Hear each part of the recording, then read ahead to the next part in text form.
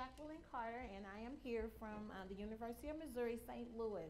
I am very much comfortable speaking to people. I love to talk, but I'm very nervous about being here today because we've been introduced to a new format that I think is really, really great because I've been sitting in graduate school for some years looking at boring PowerPoints, reading bullet points, wondering why didn't the people follow the instructions and get off the stage or get off the platform or just get out the front of the room when the time is necessary. So anyway, that's my little relaxed moment because, of course, as an adult educator, I am very, very excited to be here. When I thought about how I would start presenting, I wanted my crutch because I was used to using notes. I'm used to standing behind a podium, but I always walk anyway. So it's that combination of which to do. So the main thing today that I want to do is to make sure that I communicate correctly because I speak in very informal audiences where I can use ebonics, where I can speak from my cultural heritage, the language I speak in the communities that I speak in, or I can speak in the communities where I've been trained because I am a graduate student and I am pursuing a PhD. So I do not judge me today because I will mix them up. I will be mixing my graduate experience and I'll be mixing my cultural experience when I talk about my topic because I am passionate about it. Memories. Light the corners of my mind. Misty, watered, colored memories. Oh, the way we were. I do not do technology. I should have got instructions about which button to push before I got on stage, but again, it's that whole calming to come before an academic audience and share your research. But memories of the way we were. An integrated community. A middle-class, family-oriented neighborhood. I remember elementary schools, a high school, several churches within walking distance, a bakery, a drugstore, beauty and barbershops, fast food restaurants, a department store, memories, all within walking distance from my neighborhood. Fast forward, it's 1970 at the time when I'm reflecting. And when I fast forward, I think about my experience. I think about this independent thinking, entrepreneur-minded, young African-American woman. My first pursuit for achieving a social status in my neighborhood, I worked at a dry cleaning company as a dry cleaning presser. My next experience was a short order cook for a family-owned restaurant. My first two experiences with informal education and leadership experience. The journey continued with state government positions, self-employment, a degree in theology, an advanced degree in education, extensive spiritual, what we call spiritual training and leadership development. So I think about that when I look at neighborhoods, an integrated middle class neighborhood. Fast forward. In 2013, the African American lectionary reported that poverty unemployment, strengthening education for pre-K through 12. I can barely say that because I teach adults, so anything that says pre-K, look how I get stuttered, I start stuttering. Pre-K, and plus I don't have children. Pre-K through 12, they said strengthening the grades with the educational grades of the pre-K through 12. Also, they reported strengthening families. Now, when you think about that, the top 3 issues that concern African Americans, this is based on I won't say it's official because we know in the academy that if you don't see the report, you don't see the stats, you really shouldn't be using it, but it's the first thing that I found that was relating to what I want to talk about because they surveyed 10,000 clergy, and these were the 3 top concerns from the African American community based on the people they serve. Now, when I think about my research and I think about those numbers, and I'm thinking,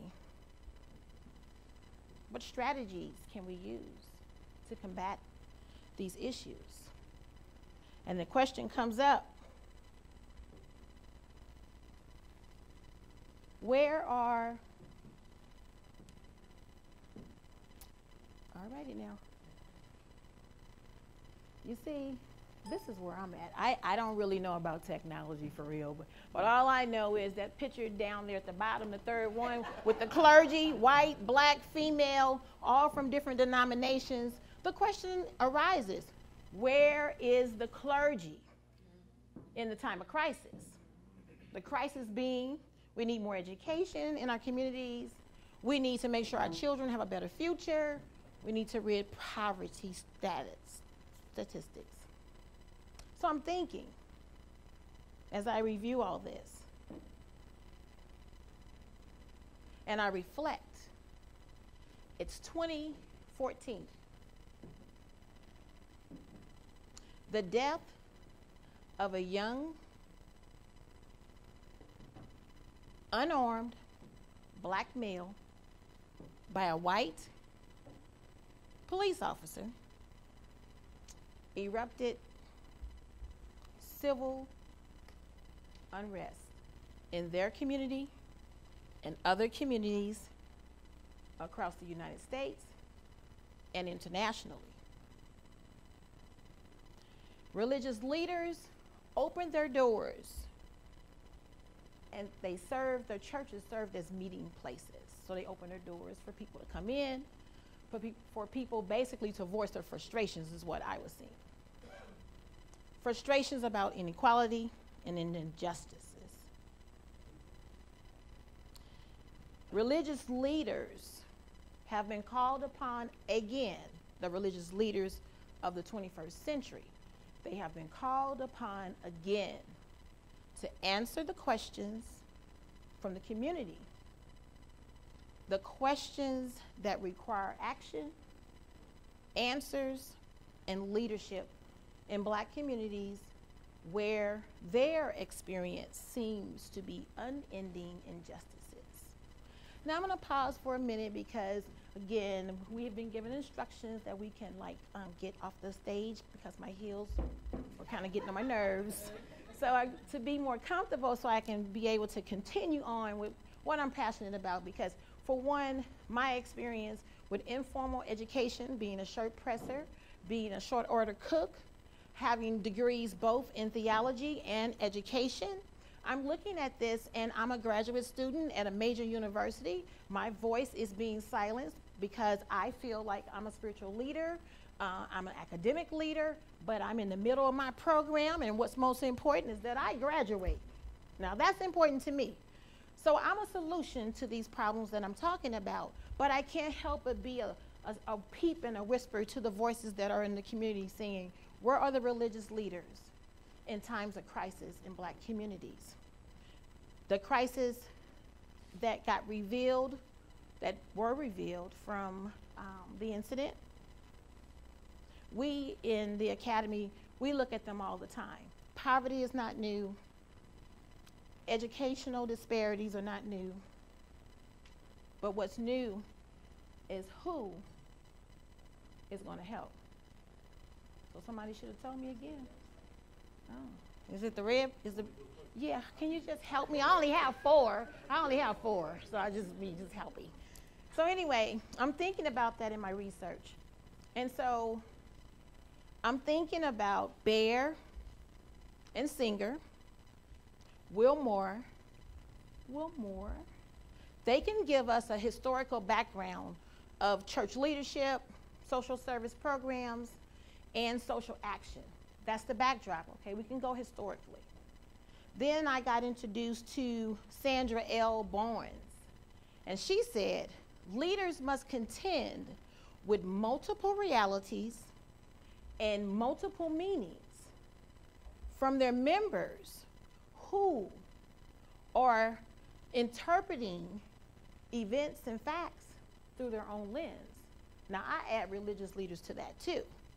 So when you take, for instance, a religious leader like myself with a theological background, I'm on this side, and then my sister or my brother is on the other side with a spiritual development history, have the experience, have the training, but no degree.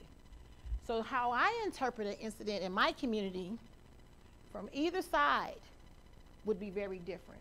She makes a great point. Mary, her name is Mary Patillo McCoy. She talks to me clearly that we need more research, and this is her suggestion. We need more research into the cultural groups, the various cultural groups, and their way of creating strategies for social action. Again, this fits my own personal passion. This fits what's needed in further research. So my particular research that I'm looking at, I'll be examining how we can come together and provide better strategies for social activism within communities, how we're going to look at educational attainment, how are we going to look at spiritual development, how are we going to combine these two strategies to make the best for these communities that need change. So I'm asking that religious leaders open their doors to me, allow me to interview them, allow me to hear their perspective of how they decide to strategize. It is my goal for my research to make recommendations to open the conversation further, to make recommendations on how can we take the attributes of educational attainment and spiritual development and create new strategies for communities that need us badly. And I say that word badly in a most informal way. That means expediently, that means right now. So I hope that in the future you will look out for me, and I'll be a name that you will hear later as a forerunner to opening this conversation, because it is a lot of scholarship floating around now, but I was one of the first. I just want you to know. I'm the first one. So remember, religious leaders, modern agents for social change in the 21st century. Thank you.